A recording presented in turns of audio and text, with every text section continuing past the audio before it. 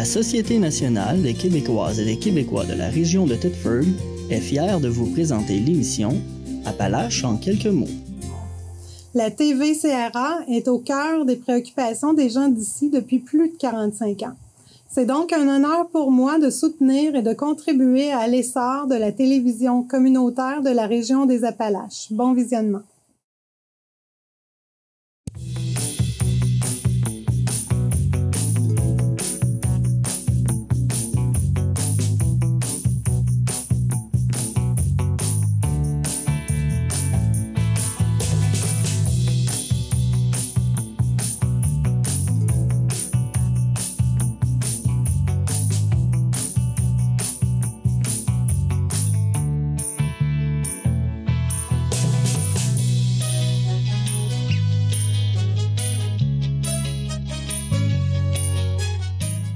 Madame, Monsieur, bienvenue à votre émission habituelle d'information Appalaches en quelques mots. Le gouvernement du Québec accorde un montant maximal de 4,7 millions à la ville de Thetford Mines pour appuyer la décontamination et la réhabilitation de l'actuel dépôt de neige usée et de matériaux granulaires. L'annonce en a été faite par le ministre délégué à l'économie, M. Christopher Skeete, de même que la députée de Lotbinière-Frontenac et adjointe parlementaire du ministre de l'Éducation, Mme Isabelle Lecourt. Mme Lecourt a déclaré que l'essor de la ville de Thetford Mines et des alentours passait par la croissance et la diversification économique. Cette dernière a ajouté, ce terrain revalorisé permettra d'accueillir de nouveaux projets portés par la concertation des intervenants locaux. Un vent de fraîcheur pour toute notre région, a-t-elle commenté. Quant au maire de la ville de Thetford Mines, M. Marc-Alexandre Brousseau, il y est allé de la remarque suivante. Les cicatrices laissées par l'industrie de l'amiante sont encore bien visibles sur notre territoire. Ce projet favorisera la remise en valeur d'un de ces terrains qui pourra désormais contribuer à la nouvelle réalité économique de Thetford Mines. Dans le plan budgétaire 2019-2020, le gouvernement du Québec avait annoncé un investissement de 320 millions de dollars d'ici 2024 pour soutenir la décontamination de terrains stratégiquement situés dans diverses villes du Québec et présentant un potentiel de développement économique.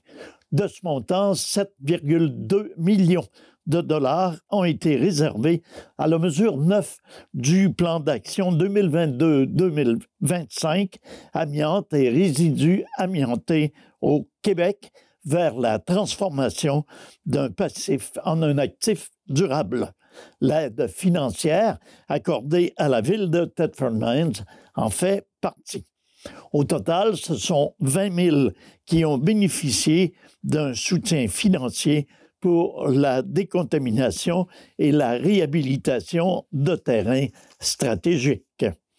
Toujours en rapport avec cette annonce de 4,7 millions de dollars pour transformer ce dépôt en neige en un parc industriel, Madame Vicky Lachance, commissaire au développement économique à la Société de développement économique de la région de Thetford, les promoteurs convoitent de plus en plus des terrains prêts à l'investissement. Ces terrains coûtent 15 à 20 % moins cher que les terrains que l'on retrouve autour des grands centres. Ils sont donc très attractifs pour les promoteurs, d'expliquer Mme Lachance. En 2021, on se rappellera que la SDE avait mené une étude de caractérisation des différents parcs industriels de la MRC des Appalaches. L'objectif de cet exercice était d'éviter qu'une pénurie de terrains industriels vienne freiner la capacité de la région à saisir des opportunités. Depuis la pandémie, on voyait beaucoup de secteurs aux prises avec des difficultés, mais ce n'est pas le cas pour la demande immobilière industrielle. Cette dernière est forte et le manque d'espace commençait à se faire sentir, de souligner Mme Lachance. L'investissement du ministère de l'Économie et de l'Innovation permettra à la ville de Thetford, comme mentionné auparavant, de décontaminer et de revaloriser des terrains situés au dépôt à neige usés, contigus à la rue Cahouette-Ouest. Ce nouveau parc industriel d'environ 100 000 mètres carrés accueillera des entreprises de l'industrie légère, peut-on lire dans la Gazette officielle du Québec du 5 avril dernier. Il s'agit d'une très bonne nouvelle. On est en discussion avec des promoteurs qui ont des besoins en superficie et en infrastructure. Il y a des projets sur la table et on doit être prêt pour les accueillir, de mentionner Mme Lachance. Et mentionnons que cette nouvelle survient peu de temps après celle de la réhabilitation du chemin de fer du Québec central entre Vallée-Jonction et Thetford Mines, qui s'avérera également un atout important pour attirer des entreprises dans la région.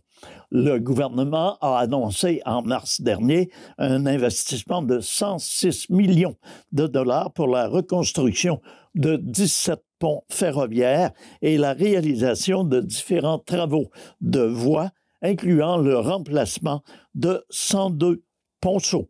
Les travaux commenceront cet été pour une mise en fonction en 2025. À cet effet, nous aurons le plaisir de recevoir la semaine prochaine, à notre émission d'information, Mme Isabelle Lecourt, qui nous parlera de ces différents dossiers. Après avoir enregistré d'excellentes statistiques au cours des dernières années, la ville de Thetford Mines est heureuse de constater que le domaine de la construction poursuit sa montée avec des investissements pour le moins spectaculaires, atteignant 19 89 484 $ pour le premier trimestre de l'année. Ce montant représente près du double du record de tous les temps qui s'élevait en 2018 à 10 859 467 $. Bien qu'il ne soit plus nécessaire de demander de permis pour la majorité des rénovations estimées à moins de 10 000 $, ce sont tout de même 157 nouveaux permis et certificats qui ont été délivrés par le service de l'urbanisme et du développement économique au cours des 3 derniers mois. Sur la totalité des projets, un impressionnant montant de 9 690 868 $ est attribuable à la construction ou à la rénovation de résidences unifamiliales, jumelées et multifamiliales. Un permis de près de 5 millions de $ a également été émis relativement aux travaux majeurs qui seront réalisés à l'usine d'épuration de la Haute-Bécancour visant à installer un système de désinfection aux ultraviolets. Il s'agit d'une méthode efficace et surtout écologique de traiter les eaux usées afin de donner une meilleure qualité d'eau à la rivière Bécancour. Les chiffres parlent d'eux-mêmes. Nous connaissons actuellement le meilleur début d'année jamais enregistré, de mentionner le maire de la ville de Thetford, M. Marc-Alexandre Brousseau. C'est excellent pour le développement de notre ville et très rassurant de constater que les investisseurs continuent de choisir Thetford Mines et que les constructions résidentielles sont en croissance. Les dernières années n'ont pas été de tout repos pour bien des gens, mais il continue de miser sur Thetford Mines, contribuant par la même occasion à favoriser son dynamisme et sa vitalité. Je suis fier de ma ville et je constate que les citoyens aussi le sont, de commenter M. Marc-Alexandre Brousseau, maire de Thetford. En 2019, ce sont 177 permis qui avaient été émis pour une valeur d'un peu supérieure à 5 millions de dollars. L'année suivante, en 2020, 141 permis avaient totalisé 6,9 millions. En 2021, 271 permis avaient été émis pour 9 millions. Et là, il est toujours question du premier trimestre, à savoir de janvier à mars. En 2022, ce chiffre atteignait 9,9 millions pour 222 permis. Et l'an dernier, en 2023, ou plutôt cette année, ce sont 157 permis pour 19 89 484 dollars.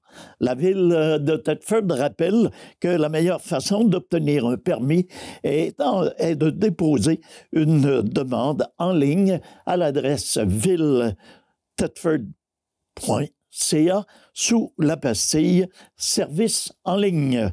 Les citoyens peuvent effectuer une demande, suivre l'avancement de leur dossier, payer les frais via leur carte de crédit et imprimer leur permis sans avoir à se déplacer, et ce, en toute sécurité.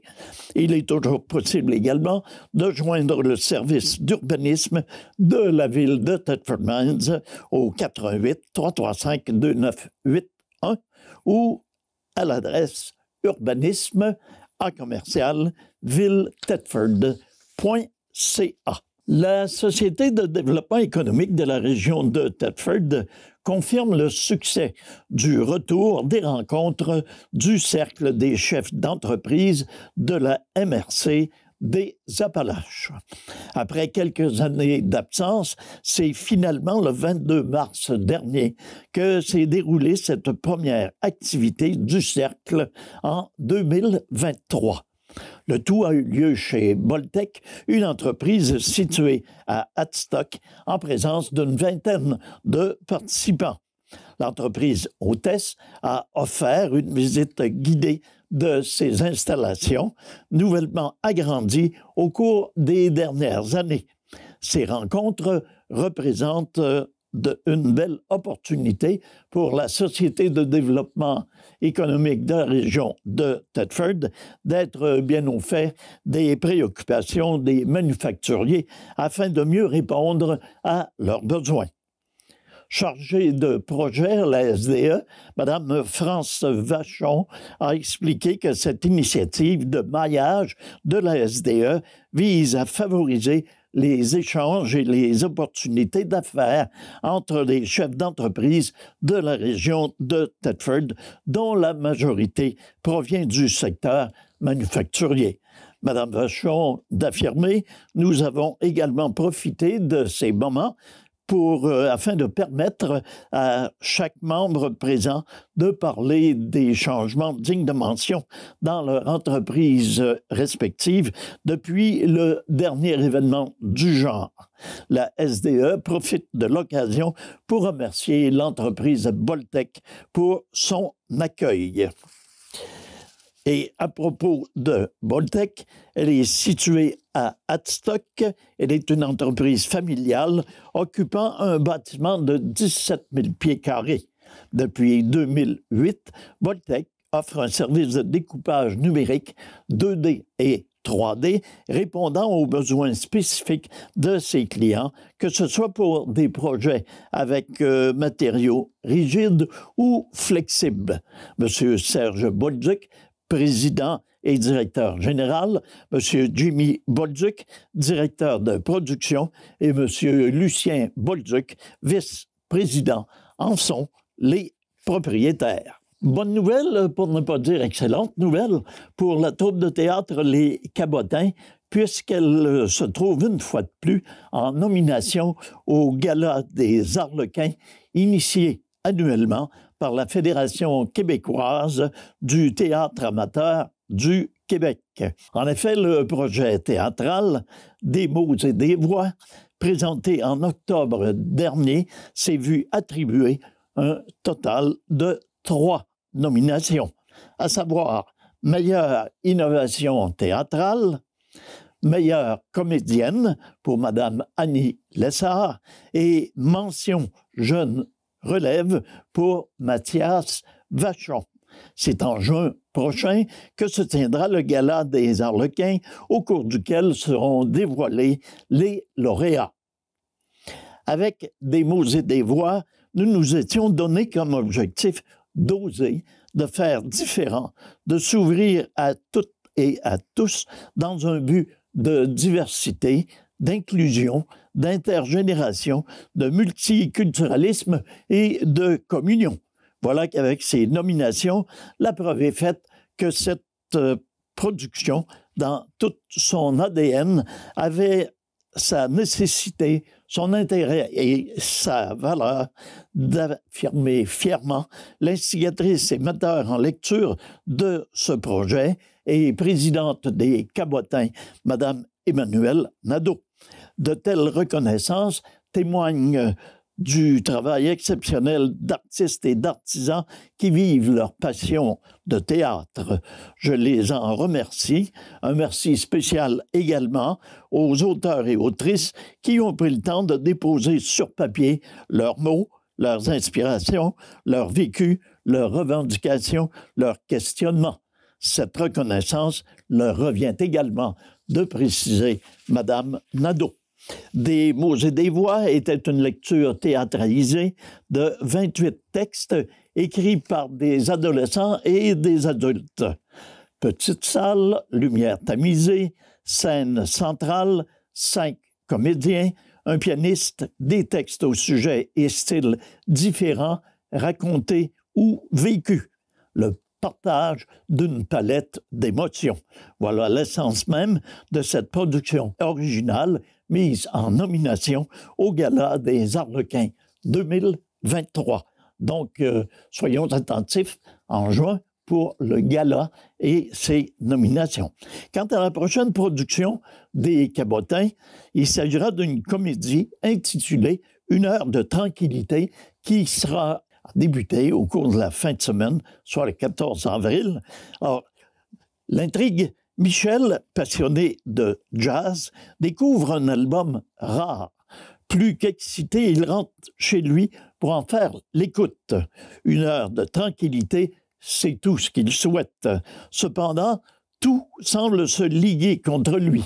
Sa femme insiste pour lui parler, son fils surgit, sa voisine très accaparante ne cesse de frapper à sa porte, un étrange ouvrier n'a d'ouvrier que le terme, et son meilleur ami et la meilleure amie de sa femme risquent de causer bien des problèmes. Mais attention, Michel est tenace et rusé.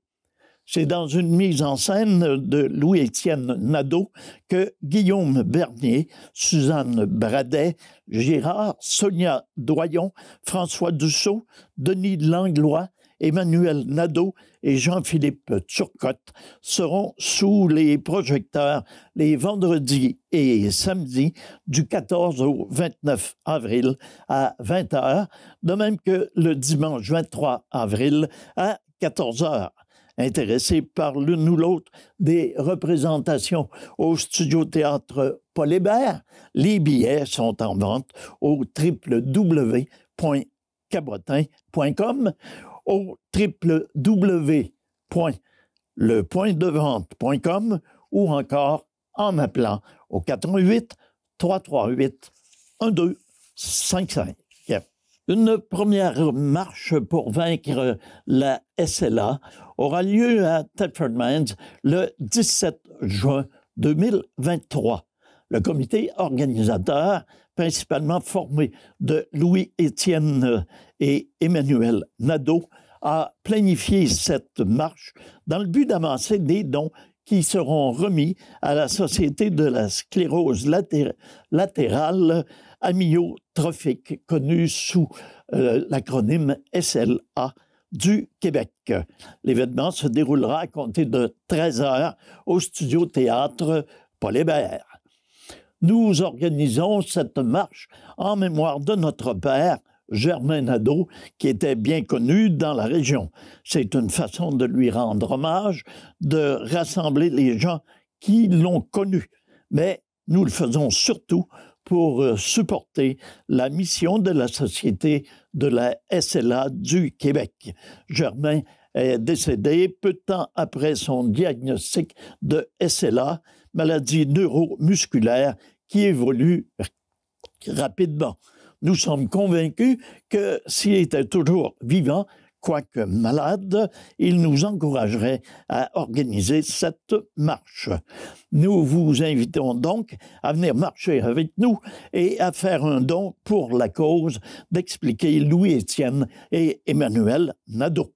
Vos dons permettront à la Société de continuer sa mission, soit d'offrir des services d'accueil et de soutien aux personnes atteintes de la SLA et à leurs proches, de financer de la recherche pour trouver un remède contre la maladie et de sensibiliser la population à cette cause. L'organisation de la marche est autorisée par la Société de la SLA du Québec. Plus de détails viendront au sujet de la programmation de cette journée du 17 juin prochain. Il est possible de consulter tous les détails à ce sujet via la page Facebook à l'adresse suivante www.facebook.com/Marche SLA Région Thetford. Pour faire un don ou pour s'inscrire à la marche, vous pouvez vous rendre également sur jedonnesenligne.org/SLA Québec, campagne, marche pour vaincre la SLA. Le comité organisateur sera également soutenu, entre autres, par Martin Fecteau. Ce dernier, ayant perdu un ami en la personne de Guy Falardeau, emporté par la SLA il y a 2 ans, s'est joint avec intérêt à cette initiative. Le comité d'entraide de Thetford tiendra sa traditionnelle vente de livres usagés printanière du 3 au 5 mai prochain entre 10h et 20h, ainsi que le samedi 6 mai de 10h à 15h à la salle Pro Mutuelle Assurance du Cégep de Thetford.